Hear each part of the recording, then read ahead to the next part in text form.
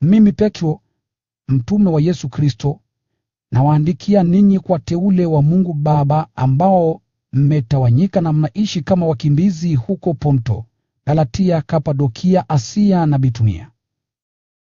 Mungu Baba aliwateua ninyi kufuatana na kusudi lake, na mmefanywa watakatifu na Roho mpate kumtii Yesu Kristo na kusafishwa kwa damu yake. Na watakeni neema na amani tele. Asifiwe Mungu na Baba wa Bwana wetu Yesu Kristo. Kwa huruma yake kuu alitufanya tuzaliwe upya kwa kumfufua Yesu kutoka kwa wafu.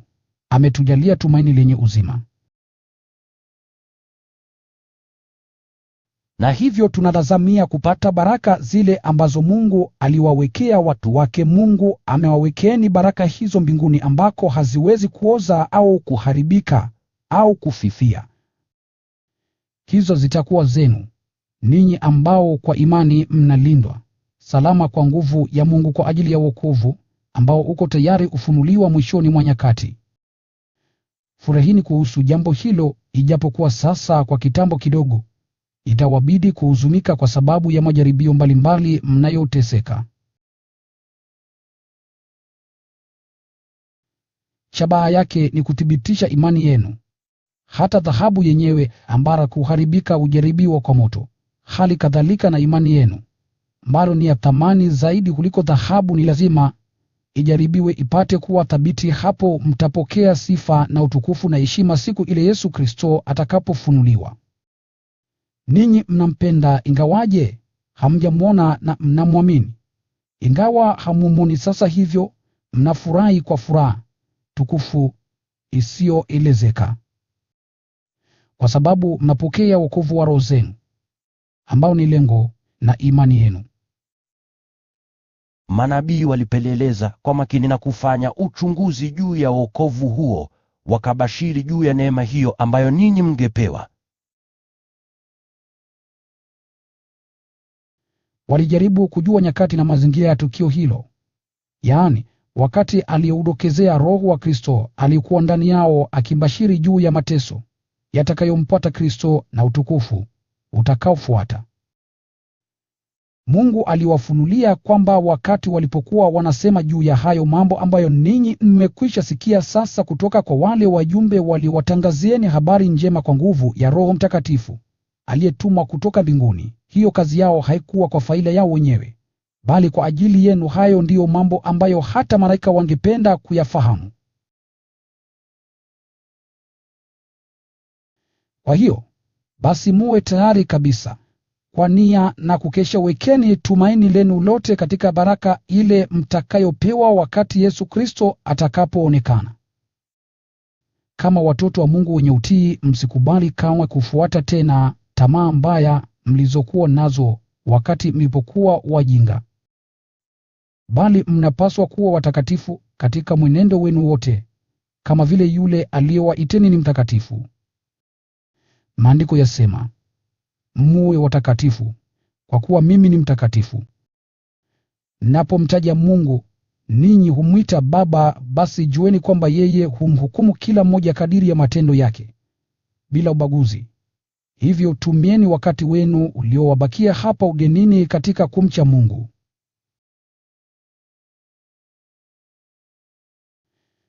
Maana mnajua kwamba ninyi mlikombolewa katika mwenendo wenu usiofaa, ambao mliupokea kutoka kwa wazee wenu, si kwa vitu vyenye kuharibika kwa fedha na dhahabu, bali mlikombolewa kwa damu tukufu ya Kristo, ambaye alikuwa kama mwana-kondoo asiye na dosari wala doa.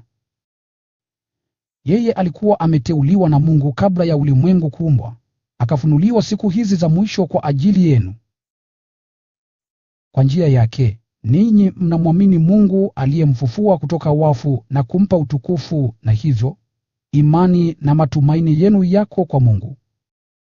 Maadamu sasa, kwa kuutii ukweli, ninyi mmezitakasa roho zenu na kuwapenda wenzenu bila unafiki, basi pendaneni kwa moyo wote. Maana kwa njia ya neno hai la Mungu, ninyi mmezaliwa upya, si kama watoto wa baba awezaye kufa, bali baba asiyekufa milele. Kama maandiko yasemavyo, kila binadamu ni kama nyasi, na utukufu wake wote ni kama maua ya porini. Nyasi hunyauka na maua huanguka, Chapteri. lakini neno la Bwana hudumu milele. Neno hilo ni hiyo habari njema iliyohubiriwa kwenu. Basi acheni uovu wote, uongo, unafiki, wivu na maneno ya kashfa lisiweko tena. Kama vile watoto wachanga wanavyotamani maziwa, nanyi pia mnapaswa kuwa na hamu ya maziwa halisi ya kiroho, ili kwa nguvu yake mpate kukua na kukombolewa. Kama yasemavyo Maandiko matakatifu, mmegundua kwamba Bwana ni mwema. Basi mwendeni Bwana. Yeye ndiye jiwe hai lililokataliwa na watu, lakini mbele ya Mungu ni jiwe teule na la thamani kubwa. Mwendeni yeye kama mawe hai, mkajengeke na kuwa nyumba ya kiroho, ambamo mtatumikia kama makuhani watakatifu, kutolea dhabihu za kiroho zenye kumpendeza Mungu kwa njia ya Yesu Kristo. Maana maandiko matakatifu yasema, tazama naweka huko Sioni jiwe kuu la msingi, jiwe la thamani kubwa, nililoliteua; mtu atakayemwamini yeye aliye hilo jiwe hataaibishwa. Bali ninyi mnaoamini, jiwe hilo ni la thamani kubwa. Lakini kwa wale wasioamini, jiwe hilo walilokataa waashi sasa linakuwa jiwe kuu la msingi. Tena maandiko yasema, jiwe hilo ni jiwe ya kujikwaa, mwamba wa kuangusha watu hujikwaa, kwa sababu hawauamini ule ujumbe, na ndivyo walivyovengiwa tangu mwanzo. Lakini ninyi ni ukoo mteule, wa kuhani wa mfalme, taifa takatifu wa mwake Mungu mwenyewe, mlioteuliwa kutangaza matendo makuu ya Mungu aliyewaiteni kutoka gizani akawaingizeni katika mwanga wake mkuu. Wakati mmoja ninyi hamkuwa watu wa Mungu, lakini sasa ninyi ni watu wake. Wakati mmoja hamkupewa huruma ya Mungu, lakini sasa mmeipokea. Wapenzi wangu, nawasihi ninyi kama wageni na wakimbizi hapa duniani, achaneni na tamaa za mwili ambazo hupingana na Roho. Mwenendo wenu kati ya watu wasiomjua Mungu unapaswa kuwa mwema kabisa, ili hata watakapowasingizieni kwamba mnatenda mabaya, waweze kutambua matendo yenu mema, na hivyo wamtukuze Mungu siku ya kuja kwake. Basi jiwekeni chini ya mamlaka yote ya kibinadamu kwa ajili ya Bwana, utii kwa mfalme aliye mtawala mkuu. Utii kwa wakuu wa mikoa, ambao wameteuliwa naye kuwaadhibu wahalifu na kuwasifu watendao mema.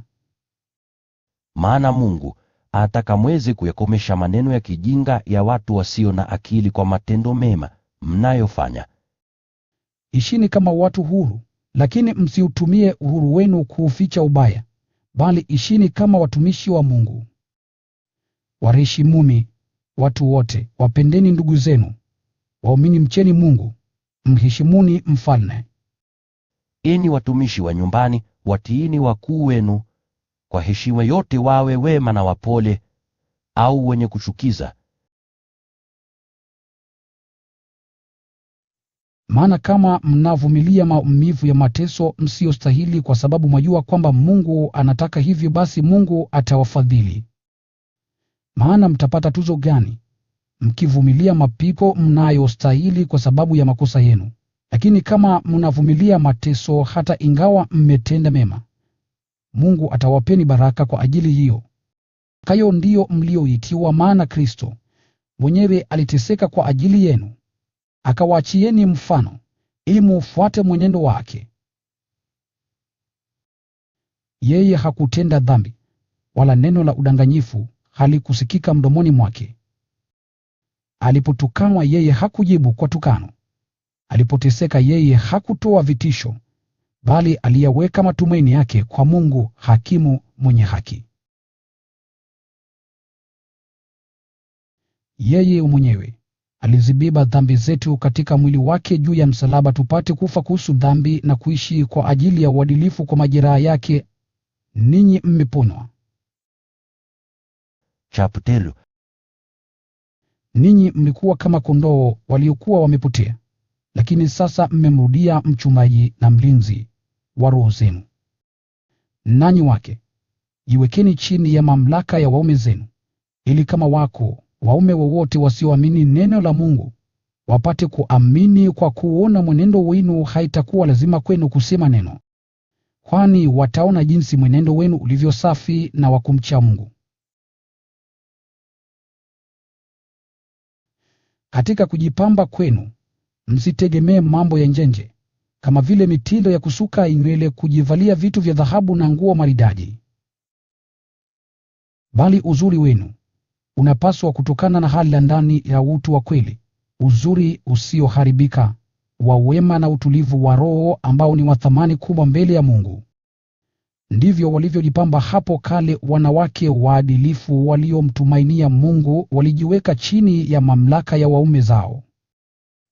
Sara kwa mfano alimtii Abrahamu na kumwita yeye bwana. Ninyi mmekuwa sasa binti zake, kama mkitenda mema bila kuogopa tisho lolote. Kadhalika nanyi waume, katika kuishi na wake zenu, mnapaswa wakambua ambao ni dhaifu, na hivyo muwatendee kwa heshima, maana nao pia watapokea pamoja nanyi zawadi ya uzima anayowapeni Mungu. Hapo ndipo sala zenu zitakataliwa. Mwisho nasema hivi: mnapaswa kuwa na moyo mmoja na fikira moja. Mnapaswa kupendana kidugu, kuwa wapole na wanyenyekevu ninyi kwa ninyi.